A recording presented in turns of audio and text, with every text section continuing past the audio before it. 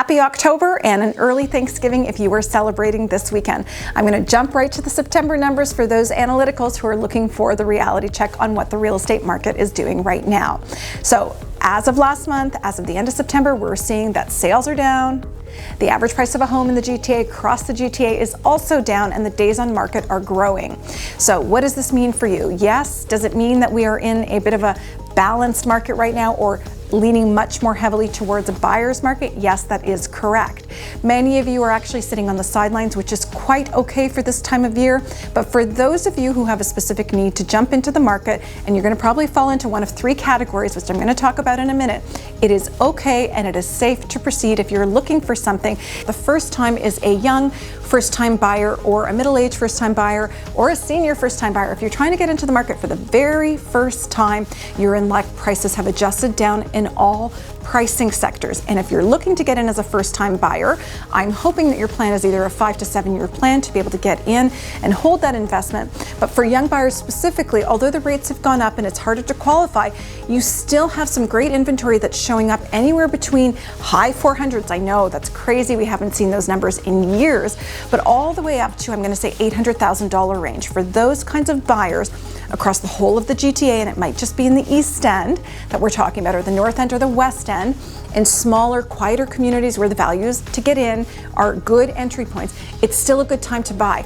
Why? Because you're young, you've got good equity to get in, you've got maybe the help of mom and dad, and your plan is probably, I'm guessing, 5 to 7 years if you're young to get into the property, hold it, and maybe grow out of that property. So it's still safe for you to get in. I think there are going to be opportunities in the next 4 weeks that come up where we're going to see prices come down even further with this new interest rate hike that's coming down the hatch. So if you're in that first category, be ready, be loaded, and get ready to buy something. B, this market is also good for downsizers. If you bought your property 15, 20, 30, even 50 years ago, and you probably paid really, really low entry point, maybe $200,000, $150,000. Some of you paid $50,000 or less. It's a good time for you to downsize, not because of the tone of the market, but because you have a specific need. Maybe you've outgrown your current home. Maybe you're having difficulty with the stairs. Maybe you've held on through the entire pandemic, waiting for things to calm down with COVID, and now it makes sense for you to make this transition before the winter rolls in. So for people like you with really good equity, the highs of the spring market won't really matter to you because you've already made.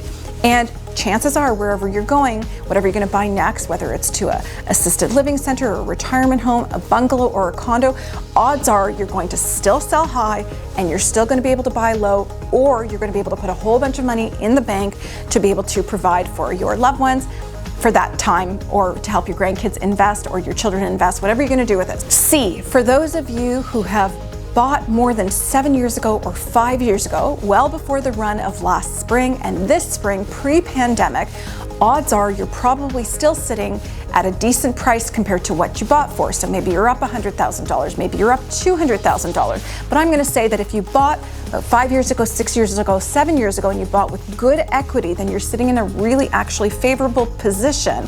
And odds are that the next house that you're looking to go to, which is going to be bigger, you might need more space, you've had more children, or you're looking for the dream home, I'm going to say you're probably going to still pull a great amount of equity out of what you own. And in the higher end, we've seen prices in the 4, 5, 3 to $1.5 million mark, depending on the neighborhoods of Toronto, have come down substantially so. So if you're coming with good equity from home A, and you've been in that home for 5 to 7 years and you've run out of space and you're looking to buy up, even though interest rates are high, the opportunities and the price savings right now are incredible. And I'm going to tell you, also for you, between now and the end of the year, when the rates go up again, you're going to see more opportunities come up, and they're going to come up in that 4, 3, 2, $1.5 million range in all neighborhoods. Some areas are much more competitive than others, and they've held their own in terms of value. But for those other suburban communities that have come down in value, this might be your opportunity if you're looking to upsize and get more space for your family. And if you don't fit into category A, B, or C, that's actually a good thing. Maybe you're sitting at home and you're wondering what your property is worth, what your investments are worth. As always, there'll be a link down below for you to ask for a complimentary home evaluation. We're happy to do that, to give you a gut check. If you haven't had one done in more than a year, I'd say it's probably a good idea just to get a gut check on how things are doing. We've seen the stock market really take a hit in the last I'm going to say year, but specifically in the last 90 days. And if you're wondering how your property stacks up against the stock market, then just get a free opinion evaluation to know where you stand. Some of you may need help with refinancing or to rebalance your portfolio if you own investment properties, and if you're thinking of refinancing one or moving cash around to your primary residence, now is the best time. It's quiet out there. Mortgage brokers are not being inundated with new purchases because we know that sales are down this month as they were last month. It's a good opportunity to go and get the advice of professionals on how to handle your money and how to move things around. Happy Thanksgiving to everyone watching this. Above all else, I'm hoping that you're watching this and that you're healthy and you're happy and that you have a warm, wonderful Thanksgiving long weekend.